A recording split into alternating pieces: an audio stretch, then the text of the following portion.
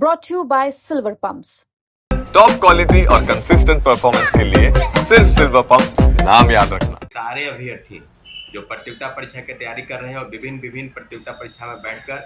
सरकारी नौकरी पाने की चाह रखते हैं, उन लोगों का आह्वान किया जा रहा है कि कल यानी 30 जनवरी को गर्दनी बाग धरना स्थल पर सभी को मौजूद होना है। तो बीपीएससी छात्रों को असामाजिक तत्व, नॉन सीरियस और क्रिमिनल माइंडेड, और कहते हैं कि गर्दनी बाग में कुछ मुट्ठी भर लोग हैं जो आंदोलनजीवी हैं, जो आंदोलन को प्रोवोक कर रहे हैं। तो ऐसे लोगों पर, और निश्चित रूप से जिस प्रकार से बीपीएससी छात्रों को भड़काने का प्रयास कर रही है, तो पूरी तरीके से बीपीएससी को नियंत्रित करने के लिए सरकार से आग्रह निवेदन है। नमस्कार साथियों, जय हिंद। मैं सौरभ कुमार और सभी छात्र छात्राओं को आह्वान किया जा रहा है बीपीएससी 17वीं सिविल सेवा के परीक्षार्थी को और तमाम ऐसे परीक्षार्थी जो प्रतियोगिता परीक्षा की तैयारी कर रहे हैं, चाहे वो रेलवे हो, चाहे बैंकिंग हो, चाहे एसएससी हो, चाहे दरोगा हो, चाहे सिपाही हो, यानी इस प्रदेश के सारे अभ्यर्थी जो प्रतियोगिता परीक्षा की तैयारी कर रहे हैं और विभिन्न विभिन्न प्रतियोगिता परीक्षा में बैठकर सरकारी नौकरी पाने की चाह रखते हैं, उन लोगों का आह्वान किया जा रहा है कि कल यानी 30 जनवरी को गर्दनी बाग धरना स्थल पर सभी को मौजूद होना है।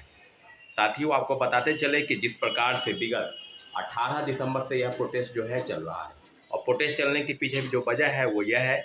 कि 17वीं सिविल सेवा परीक्षा को जो है वो एक पेपर 2 पाली में आयोजित की गई। जैसा कि आपको पता है कि एक पेपर जो है 13 दिसंबर को आयोजित हुआ और दूसरी पाली जो दूसरी परीक्षा है उसी पेपर की वो 4 जनवरी को आयोजित हुई। इन सब के लिए लगातार विरोध प्रदर्शन चल रहा है, और जिस प्रकार का विरोध प्रदर्शन है उसमें एक ही आंदोलन में, एक ही प्रोटेस्ट में लगातार 4 बार लाठीचार्ज हुआ, और पूरी तरीके से जो व्यवस्था है, जो चरमराई व्यवस्था है, जो शिक्षा व्यवस्था है, और जो बीपीएससी के चेयरमैन रवि परमार मनु भाई की नीति है, उस नीतियों पर कुठाराघात करने के लिए, उस नीतियों को समाप्त करने के लिए एक तुगलकी फरमान जो लगातार वो निकाल रहे हैं बीपीएससी अभ्यर्थियों के खिलाफ में, उसको लेकर सरकार को हम लोगों ने लगातार अल्टीमेटम दिया। सरकार के लिए बातचीत करने का रास्ता जो है, सरकार को हमने कहा कि आप बातचीत कीजिए, आप छात्रों अभ्यर्थियों के ग्रीवांसेस को बताइए, सुनिए, लेकिन सरकार जो है टस मस नहीं हो रही है, और बीपीएससी लगातार अभ्यर्थियों को डराने का प्रयास कर रही है। एक ही आंदोलन, एक ऐसा आंदोलन है जिसमें सभी शिक्षकों को बोलने पर रोक लगाया गया। जो भी आंदोलन चल रहे थे उसमें सब कई छात्रों पर एफआईआर दर्ज है, कभी छात्रों को नोटिस जारी किया जा रहा है, और विगत दिनों जो प्रेस कॉन्फ्रेंस हुआ उसमें बीपीएससी द्वारा उसमें यह कहा जा रहा है कि हम कई ऐसे अभ्यर्थियों को चिन्हित कर लिए हैं जिनको डिबार किया जा रहा है, यानी आगामी बीपीएससी के परीक्षा में बैठने के लिए उनको प्रतिबंधित किया जा रहा है। तो इस तरह की चीज़ों को डराने का प्रयास किया जा रहा है, और पूरी तरीके से पेपर लीक, धांधली सेटिंग पर उनकी किस प्रकार से गलतफहमी है, उन पर कोई बैलेंसिंग नहीं है, उन पर कंट्रोल नहीं है कि पेपर लीक कैसे रोका जाए, धांधली सेटिंग कैसे रोका जाए। जो बापू परिसर केंद्र में 13 दिसंबर को हुआ उसमें कई अन्य गड़बड़ी सामने आई कि एक ही पेपर में जब 12:30 बजे और 1:45 बजे तक लोगों को प्रश्न पत्र मुहैया नहीं करवा पाए, और उसके बाद उल्टे छात्रों अभ्यर्थियों को डराने और धमकाने का प्रयास चल रहा था। और इसमें आपने देखा होगा कि 25 दिसंबर, 29 दिसंबर और लगातार प्रोटेस्ट चल रहा है, और हजारों की संख्या में अभ्यर्थी एक ही डिमांड कर रहे हैं कि जब परीक्षा एक है, जब पेपर एक है, तो उसको 2 शिफ्ट में आयोजित कराने का कोई तुक नहीं है। और सारी चीज़ों पर लेकर आपने देखा होगा कि विगत लगभग 1 महीना 40 दिन बीत गए और अभी तक सरकार के तरफ से कोई भी तरह के किसी भी तरीके का ऐसा कोई उचित कदम नहीं दिखाई दिया जिससे ये फैसला हो सके कि पेपर जो है, इसके पहले आपको याद होगा कि 67 बीपीएससी के समय में भी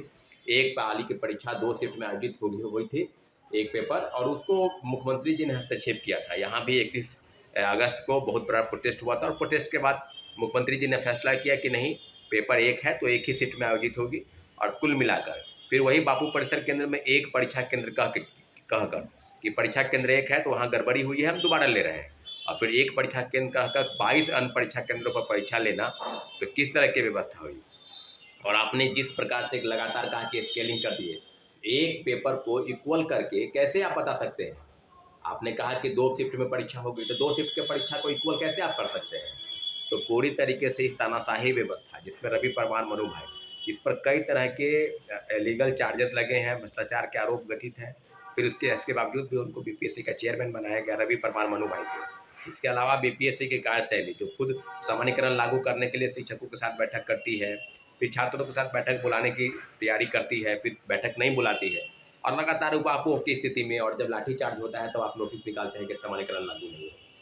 एक परीक्षा जैसे ही 2 शिफ्ट में आयोजित होती है, सामान्यकरण लागू है। और सबको बताते चले कि माननीय उच्च न्यायालय में भी ये याचिका दायर है और जिसकी दूसरी सुनवाई और महत्वपूर्ण सुनवाई सभी छात्रों अभ्यर्थियों के आग्रह पर कि क्या सरकार अल्टीमेटम के रूप में नहीं सुन रही है, तो हम लोग लगातार प्रयास कर रहे हैं और आज तक हम लोग इंतजार करेंगे कि मुख्यमंत्री जी चुप्पी तोड़े, मुख्यमंत्री जी छात्रों अभ्यर्थियों की बातों को सुने, उनसे मुलाकात करें। आप मुलाकात नहीं करें तो उनके ग्रीवांस से उनको सुना जाए, लेकिन कुछ भी ऐसा नहीं हो पा रहा है। और 31 तारीख को यानी परसों जो है कोर्ट में सुनवाई है। कोर्ट के सुनवाई में भी जो चीज़ें होगी वो आपके समक्ष सामने आ जाएगी। लेकिन जितनी भी पेपर लीक और धांधली सेटिंग है इस प्रदेश में चल रहा है, इस प्रदेश की जो परीक्षाएं हैं, जितने चाहे सिपाही भर्ती हो, चाहे दरोगा की भर्ती हो, कहीं भी क्वेश्चन बुकलेट नहीं देना है, आंसर शीट उपलब्ध नहीं कराना है। बीपीएससी की कई परीक्षाओं में आपने देखा होगा शिक्षक बहाली के TRE 2 से लेकर TRE 3 के पेपर लीक हुए। TRE 1 में कई गड़बड़ी सामने आई, फर्जीवाड़ा व्यापक तौर पर हुआ, व्यापक पैमाने पर फर्जीवाड़ा जो है वो सामने आया। CTET fail, STT fail, domicile फर्जी बनाकर, आवासीय फर्जी बनाकर लोग बहाल हो गए। दिव्यांग प्रमाण पत्र भी गलत तरीके से लोग बहाल हो गए।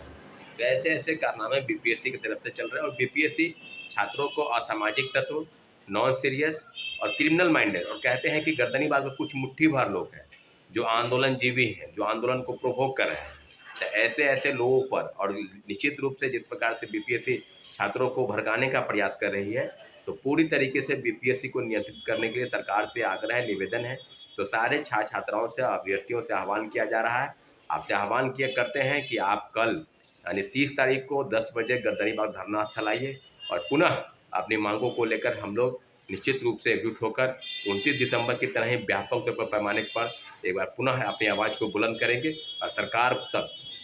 लोकतांत्रिक तरीके से जो भी आवाज़ है सरकार तक पहुंचाने का प्रयास करेंगे। इसलिए सभी छात्र अभ्यर्थियों से जो प्रतियोगिता परीक्षा की तैयारी कर रहे हैं उनसे आग्रह है कि आप गर्दनीबाग धरना स्थल आइए। निश्चित रूप से अपने आंदोलन को अंतिम मुकाम तक ले जाने के लिए आप सभी का सहयोग और साथ की जरूरत है साथियों। धन्यवाद। जय हिंद।